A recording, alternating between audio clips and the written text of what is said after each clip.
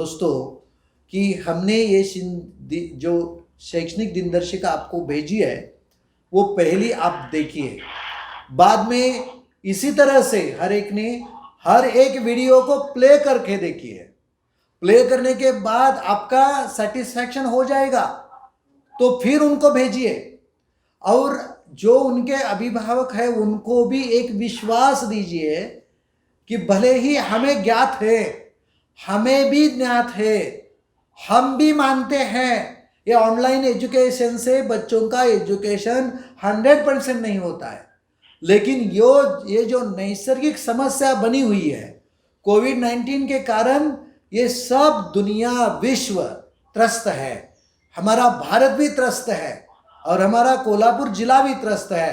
तो हम इतना ही बताना चाहते हैं, इस भारतवर्ष में जो हमारे एमएचडी मिनिस्टर है, वह मानव संसाधन मंत्री जो केंद्र के हैं, उनके डैशबोर्ड पर ये उर्दू केंद्र कुरुंदवाड़ में जो चल रहा है वो उन्हें भी उनकी दखल लेनी पड़नी चाहिए। इतना हमें काम करना है। एंड्रॉयड मोबाइल का हमने सर्वे किया, लेकिन 19 से 95 तक मोबाइल हमारे बच्चों और अभिभावकों के पास है, लेकिन उसमें से सिर्फ 60% है। बाकी के 40% का हम क्या करेंगे?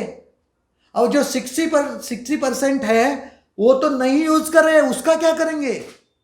तो इस परिषद का दोस्तों उद्देश्य इतना ही है कि हम 100% का टारगेट रखेंगे, उसका जो फॉलोअप है फॉलोअप लेंगे, और ये 7 दिन में से एक दिन हम ऐसा रखेंगे, उसका हर 6 दिन में जो पढ़ा हुआ है उसके लिए एग्जाम लेंगे, उसका स्वाध्याय देखेंगे, उसने पढ़ा हुआ है उसमें कितना ग्रहण किया है, कितना अचीव किया है, उसकी संपादन लेवल क्या है, उसे भी हमें चेक करना है। इसलिए चौगुले सर जी के नेतृत्व में आप केंद्र का एक प्लान कीजिए, और उस प्लान में सीधा ऑनलाइन एजुकेशन देना भी शुरू होना चाहिए। इसका मतलब क्या है? हम सिर्फ व्हाट्सएप में भेजेंगे नहीं, कुछ स्कूलों में कुछ कक्षाओं में जो बच्चे हैं उनके पास एंड्रॉयड मोबाइल होंगे तो ठीक है, नहीं होंगे कि दो के लिए जोड़ेंगे, जो पड़ोस वाले वो वहाँ जुड़ेंगे। ऐसा कुछ प्रयोग हम कर सकते हैं क्या? वो प्रयोग करना भी जरूरी है। और इस तरह से हम जब करेंगे ना तो दोस्तों 100% हम टारगेट करेंगे। और बाद में एक बात बताता हूँ, ये स्मार्ट PDF है, उस सुलभ है, वो अभिभावक के साथ बच्चा पढ़ सकता है, उसके माता पिता के साथ पढ़ सकता है, उसके भाई बहन के साथ पढ़ सकता है, उसके दोस्तों के साथ पढ़ सकता है। और इसलिए जो कॉलम है ना, उसमें के कॉलम इंपॉर्टेंस कॉलम का है, कौन से है? पिछले 2 सालों से हम लर्निंग आउटकम आपको बता रहे हैं, अध्ययन निष्पत्ति के बारे में बता रहे हैं।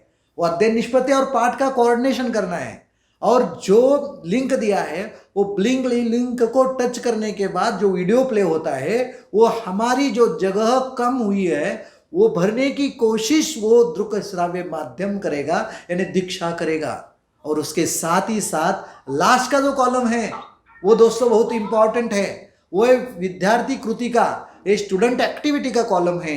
वो भी अच्छी तरह से गौर से देखने के लिए छात्र और अपने अभिभावक को बोलिए। सब काम हम यहाँ से नहीं कर सकते, कुछ काम बच्चों के लिए दीजिए, कुछ काम अभिभावक के लिए दीजिए, और कुछ काम ऑनलाइन आप दीजिए, और उसका फॉलोअप हर सप्ताह में लीजिए। और अगले के लिए ये करते करते ये भी बात ध्यान में रखिए, गार्डनर के 9 बुद्धिमत्ता के जो सिद्धांत है, यानी कक्षा में 9 प्रकार के विद्यार्थी छात्र रहते हैं, तो उसके लिए इसका मतलब क्या है? हमारे प्रगत महाराष्ट्र में जो प्रगतिशील बच्चे हैं, जो विशेष बच्चे हैं, उनके लिए भी हमारे पास प्रोग्राम रहना चाहिए। उन्हें पढ़ाना ही नहीं आता है तो क्या सीखेंगे वो? इसके लिए हमें प्लान बनाना होगा, वो भी आपके स्तर पे बनाएंगे, ऐसा मैं विश्वास करता हूँ। बाकी कुछ 2-3 बातें रहती है, वो ऑनलाइन गृहपाठ देना है, ऑनलाइन जो होमवर्क है वो होमवर्क करेंगे, और उसके साथ ही साथ ये जो CCE का इवैल्यूएशन करेंगे, वो भी बहुत बढ़िया बात है। और ये सब करते करते आपका काम चालू है, बहुत बढ़िया काम चालू है। कुरुंदवाड़ केंद्र में भी बहुत बढ़िया काम चालू है, लेकिन उससे भी बढ़िया हमें करना है।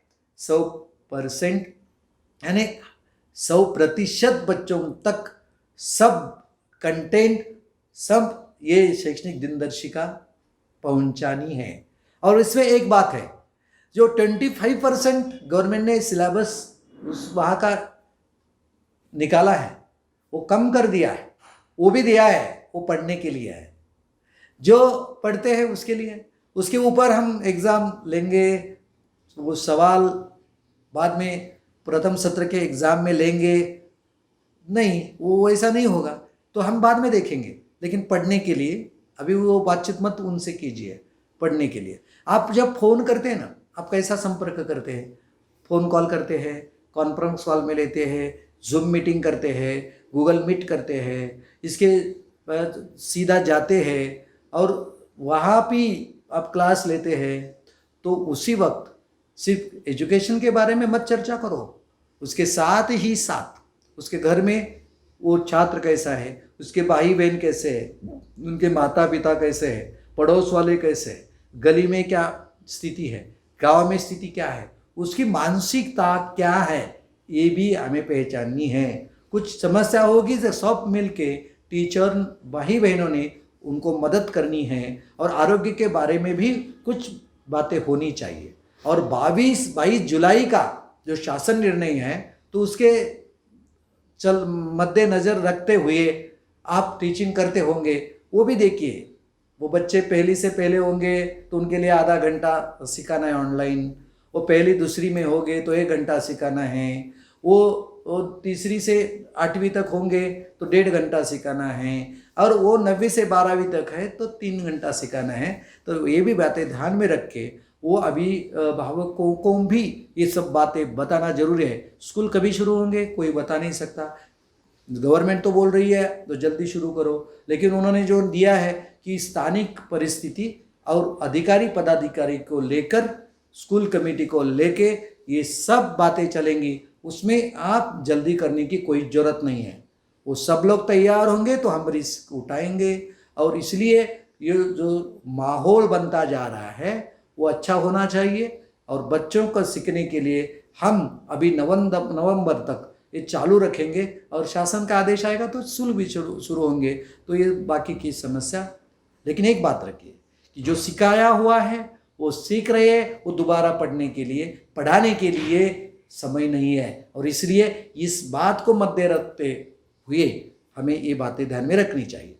जो सेकेंडरी के 9वीं 10वीं का जो भाग है, वो 10वीं का भाग जो है वो इयत्ता है, उनका कंटेंट है, उनका करिकुलम है, उनका जो पाठ्यक्रम है, उसके लिए अभिभावक भी, पेरेंट्स भी बहुत एग्रेसिव रहते हैं। तो वो भी, वो जो मुख्याध्यापक है वो सब करते होंगे। तो ये ध्यान में रखते हुए वो भी, ये हमारे पास ये सब उसका कैलकुलेशन है। हमने कुछ पीपीटी, मैंने 2 वीडियो बनाए हैं, वो वीडियो भी आप देखिए। उसमें सब लर्निंग आउटकम कितने हैं, वो कौन से कक्षा को कितने देते हैं, वो किताब में कहाँ दिया है, हमारा उद्देश्य क्या है और किस तरह से हम पढ़ा सकते हैं, सब बातें उसमें आधे घंटे में मैंने दी है। एक बार आप ये बाकी के जो छात्र जो है वो सब लोगों को, अभिभावकों को भी भेजिए, कुछ फर्क नहीं पड़ता है, और वो सीखेंगे। तीनों मिलके हमें काम करना है। अध्यापन प्रक्रिया को आनंददायी बनाना है, वो समृद्ध बनाना है, वो द्विमार्गी यानी 2 मार्ग चालू रहने चाहिए छात्र और टीचर्स के, ये बनाना है। और इसलिए आप सब कोशिश कर रही है, वो कोशिश जारी रखनी चाहिए। 9वीं के जो है वो 408 पन्ने से चालू होता है, वो 463 तक चालू है, वो 56 पेजेस है, और उसमें 8 सब्जेक्ट दिए हैं। मराठी कहाँ चालू होता है, 408 से चालू होता है, और वो 412 तक यानी 5 पन्ने हैं। इसी तरह से हमने पीपीटी में सब दिया है, वो वीडियो देखेंगे तो आपको ध्यान आ जाएगा। 10वीं में क्या होता है, 464 से शुरू होता है और 531 पर ख़त्म होता है, तो वो भी हमने दिया है। सेकेंडरी के लिए भी अलग है, वो 10वीं का तो देना। ये देखो दोस्तों, ये 7 महीनों से हम बच्चों से मिले नहीं हैं, तो थोड़ा सा ये अंतर तो रहेगा। और सीधा बच्चा कक्षा में रहना और सिखाना ये अलग सी बात है। जो अध्ययन अध्यापन प्रक्रिया होती है ना, उसकी जगह कोई नहीं ले सकता। लेकिन अभी क्या करेंगे, अभी तो वही करना होगा। तो इसलिए टिलीमिली का कार्यक्रम हो गया है, वो देखा होगा। उसके साथ इस गली गली सिम सिम होए, उसके बाद मिस कॉल करो कहानी सुनो है, उसके साथ में अलग अलग के बहुत कार्यक्रम है। जियो टीवी है, जियो सावन है, जियो ने भी 13 चैनल शुरू कर दिया है। उसके साथ हमारे दोस्तों ने कुछ मटेरियल बनाया है और साथ ही साथ यूट्यूब में मिलता है। और हमारे टीचर सीधा भी पढ़ा रहे हैं, ऑनलाइन एजुकेशन दे रहे हैं। लेकिन एक बात ध्यान में रखनी चाहिए। कौन सी है वो बात? वो बात बहुत इंपॉर्टेंट है। ये प्रमाणित करना बहुत जरूरी है। ये असल में सही है क्या? ये ऑथेंटिक सोर्स है क्या? ये हम दे सकते हैं क्या?